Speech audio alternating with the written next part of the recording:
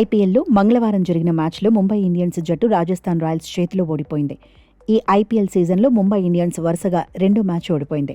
ఈ క్రమంలోనే ముంబై కెప్టెన్ హార్దిక్ పాండ్యా కీలక వ్యాఖ్యలు చేశాడు. ఈ ఓటమికి పూర్తి బాధ్యత బౌలింగ్ యూనిట్దేనని పాండ్యా స్పష్టం చేశాడు. కనీసం 5 మంచి బంతులేసినా తమకు గెలిచే ఛాన్స్ ఉండేదని గుర్తు చేశాడు. తమ జట్టు ఓటమిలో బ్యాటర్ల తప్పేం లేదని పేర్కొన్నాడు.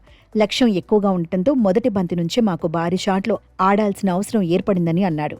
అయితే మేం బౌలింగ్లోనే సరిగ్గా రాణించలేదని, తాను సహా మా బౌలింగ్ బృందం విఫలమైందని హార్దిక్ పాండ్యా అంగీకరించాడు.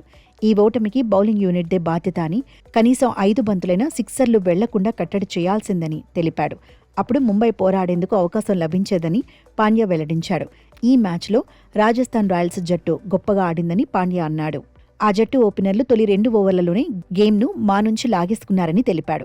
ఆ తర్వాత ఇన్నింగ్స్ను చక్కదిద్దేందుకు తాము ప్రయత్నించినప్పటికీ ఛేదనలో వెనుకపడిపోయామని హార్దిక్ వివరించాడు.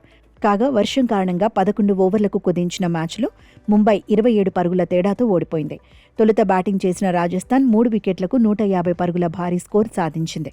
ముఖ్యంగా వర్షం కారణంగా ఈ మ్యాచ్ను 11 ఓవర్లకు పరిమితం చేయగా ఆ అవకాశాన్ని పూర్తిగా సద్వినియోగం చేసుకున్న రాజస్థాన్ ఓపెనర్లు యశస్వి జైస్వాల్, వైభవ్ సూర్యవంశీ ఆరంభం నుంచి దూకుడుగా ఆడారు.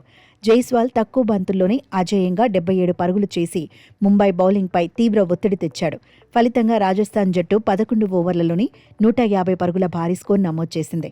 ముంబై సీనియర్ బౌలర్లో బుమ్రా, ట్రెంట్ బౌల్ట్, శార్దుల్ ఠాకూర్, దీపక్ చాహర్ తేలిపారు. ధారాళంగా పరుగులిచ్చేశారు. తర్వాత లక్ష్య ఛేదనకు దిగిన ముంబై ఇండియన్స్ జట్టు 123 పరుగులకే 9 వికెట్లు కోల్పోయి వరుసగా 2వ ఓటమిని చవిచూసింది.